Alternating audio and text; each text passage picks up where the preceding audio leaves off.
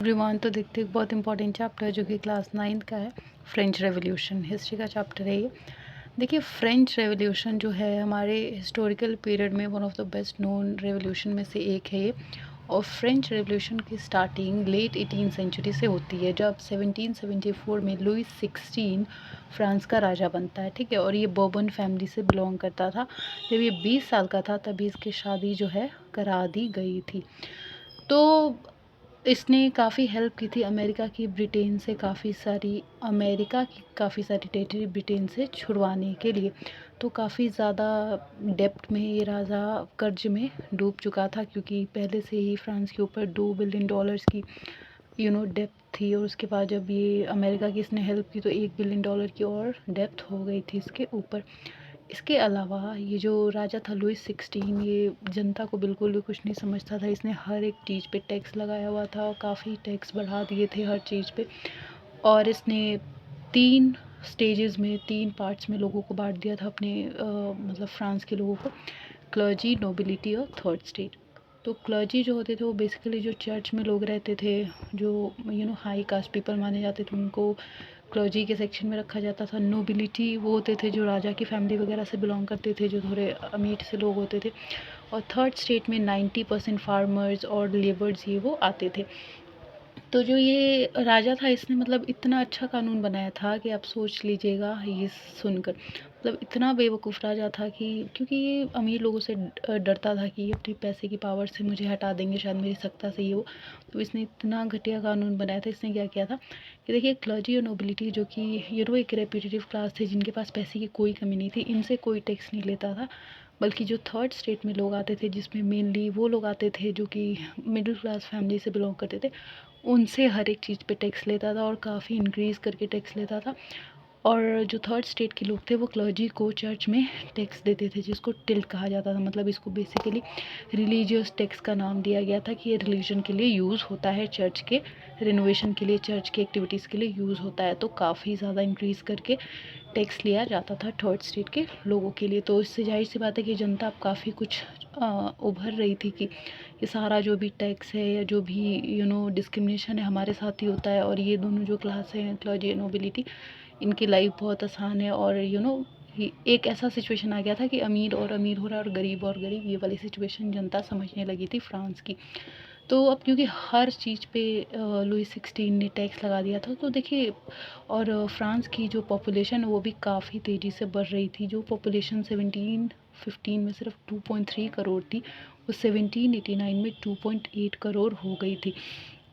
तो रिसोर्सेज काफ़ी कम हो रहे थे, खाना हो या कोई भी चीज़ हो, शेल्टर हो, मतलब हर एक रिसोर्स कम पड़ रहा था और पॉपुलेशन काफ़ी तेज़ी से बढ़ रही थी।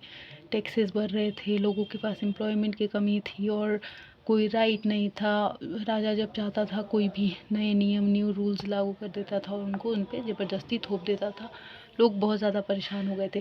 तो इन सब से तंग आके या इन सब चीज़ों को ऑब्ज़र्व करके कुछ ऐसे राइटर्स भी उभरे जिन्होंने फ्रांस के रेवोल्यूशन में, आप कह सकते हैं, बहुत बड़ा कंट्रीब्यूशन दिया। इनके सपोर्ट ने फ्रेंच रेवोल्यूशन में काफ़ी इंपॉर्टेंट रोल प्ले किया। जैसे जॉन लॉक ने अपने बुक्स के थ्रू, अपने जर्नल्स के थ्रू लोगों को काफ़ी जागरूक किया। ठीक है, जीन जैकिस रूसो ने भी काफ़ी कुछ लिखा जिससे जनता का दिमाग खुला, जब उन्होंने पढ़ा समझा चीज़ की हाँ, हमारे साथ नाइंसाफ़ी हो रही है, हमें बेवकूफ़ बनाया जा रहा है, हम गरीब है तो राजा इस चीज़ का फ़ायदा उठा रहा है और अमीर लोगों से डर कर उनके ऊपर कोई टैक्स नहीं है, उनके ऊपर कोई रुकावट नहीं है, जो भी राइट्स देना है सब राइट्स उनके पास है, वोट का राइट उनके पास है, वो जिसको चाहते हैं उनको चुनते हैं, है ना। और हम जो कि मेजॉरिटी ऑफ पॉपुलेशन इस कंट्री के, हमारे पास एक राइट टू वोट तक नहीं है, right to freedom of speech नहीं है, राइट टू लिबर्टी नहीं है। तो वो अब समझ रहे थे कहीं ना कहीं कि उनके साथ ज़्यादती हो रही है और अब वो आवाज़ उठाने के लिए तैयार थे। तो जैसे स्टेट जर्नल्स वगैरह भी छपने लगे थे। तो ये सब लोगों को जागरूक कर रही थी ये चीज़ें। जैसे कैसे हम कहते हैं ना कि अगर आपको अवेयरनेस फैलाना तो आप न्यूज़पेपर पढ़ो, तो ये स्टेट जर्नल्स फ्रांस के अंदर उसी का काम कर रहे थे। लोग काफ़ी ज़्यादा समझदार हो रहे थे, वो समझ रहे थे कि उनके साथ इनजस्टिस हो रहा है और अगर उस इनजस्टिस को रोकना है तो वो वही लोग रोक सकते हैं।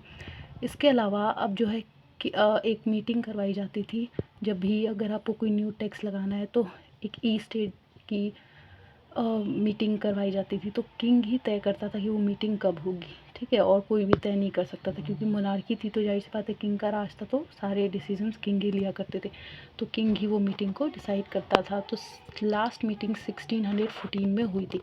फिर 5 मई 1789 में जो मीटिंग हुई उसके अंदर डिसाइड किया गया कि न्यू टैक्सेस लगाए जाएंगे, और फिर उस नए टैक्सेस से भी थर्ड स्टेट के लोगों पे बहुत ज़्यादा प्रॉब्लम क्रिएट हुई। उन लोगों पे काफ़ी कुछ थोपा गया, पहले से इतने टैक्स थे, हर चीज़ पे टैक्स था, टेल्स वगैरह भी देना, मतलब पहले ही वो लोग इतने परेशान से, और ये और टैक्स लग गया तो काफ़ी उन पे भार हो रहा था, उनकी ज़िंदगी काफ़ी स्ट्रेस से भरी हो गई थी, आप कह सकते हैं। फिर इसके बाद एक जो असेंबली बनाई गई, नेशनल असेंबली, इन सब चीज़ों से तंग आके किंग के वहाँ के जो लोग थे फ्रांस के, उनके द्वारा।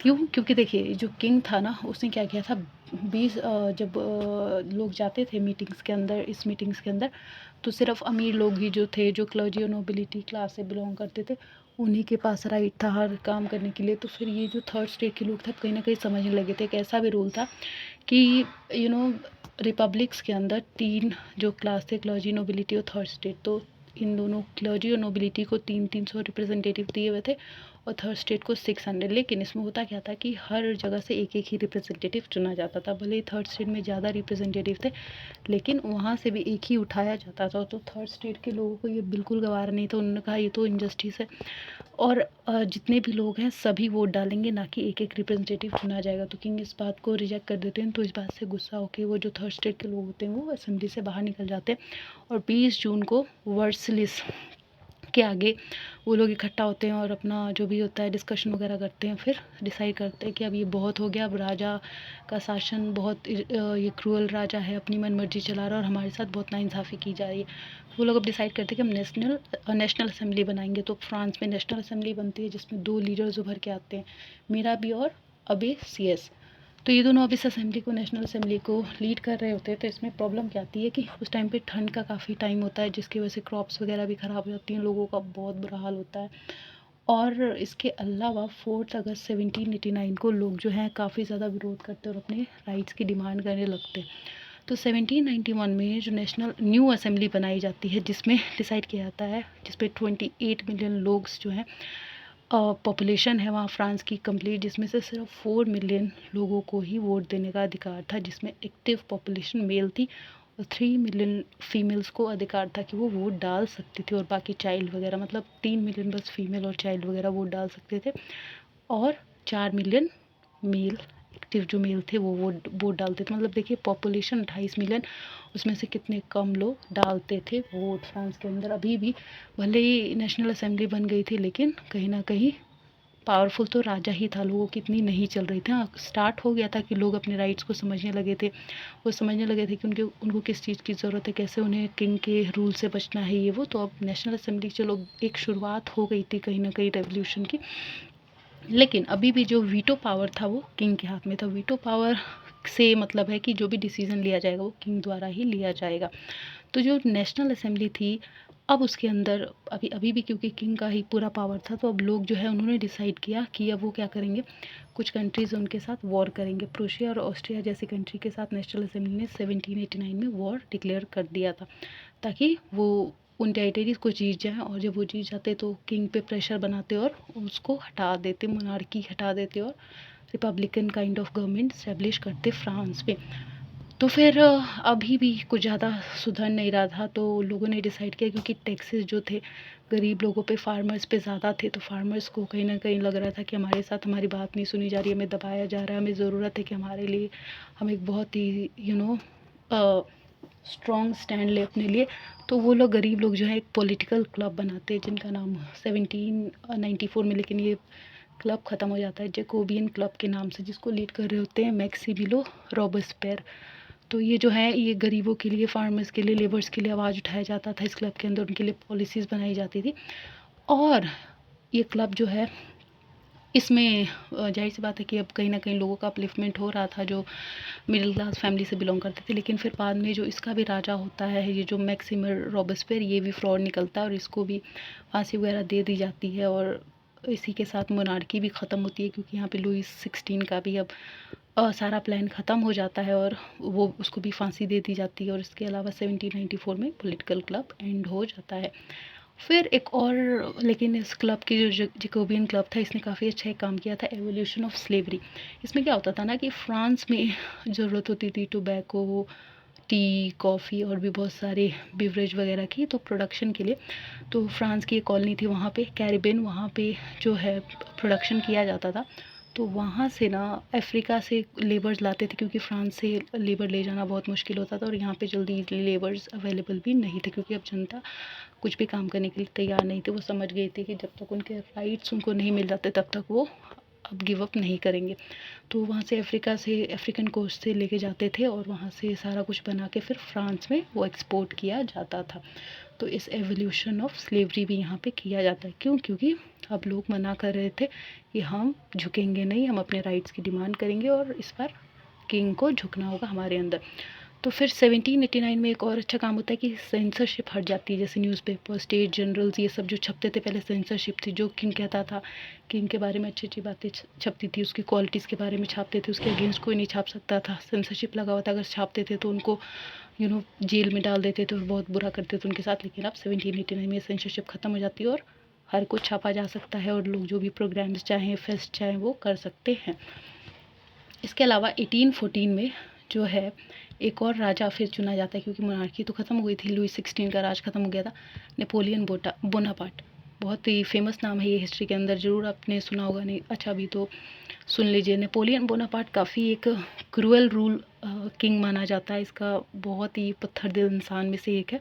अगर आप हिस्ट्री लेंगे तो इसके बारे में आप पढ़ेंगे 11th और 12th में, बहुत ही ज़्यादा क्रूअल राजा में से एक था। इसने यूरोप के लिए पहले स्टार्टिंग में बहुत काम किया, तो लोगों को लगा कि बहुत अच्छा राजा है। लेकिन कहते हैं ना कि धीरे धीरे असलियत पता चलती है, 4 दिन की चांदनी फिर अंधेरी रात। तो नेपोलियन बोनापार्ट का भी पर्सनैलिटी कुछ ऐसा था। स्टार्टिंग में तो सबको लगा रहे बहुत अच्छा ये है वो है, लेकिन at the end of the day सबको समझ में आया कि नहीं, असल में तो ये बिल्कुल ही उल्टा है, बहुत क्रूअल है, बहुत मतलबी इंसान है, वो बिल्कुल अच्छा राजा नहीं है। लुई 16 से भी घटिया राजा। तो 1815 में इसको भी हटा दिया जाता है और इसी के साथ फ्रांस में फ्रेंच रेवोल्यूशन हो जाता है और मोनार्की ख़त्म हो जाती है। So I hope it's clear, and if it is then subscribe the channel, like the video and share the video. Thank you.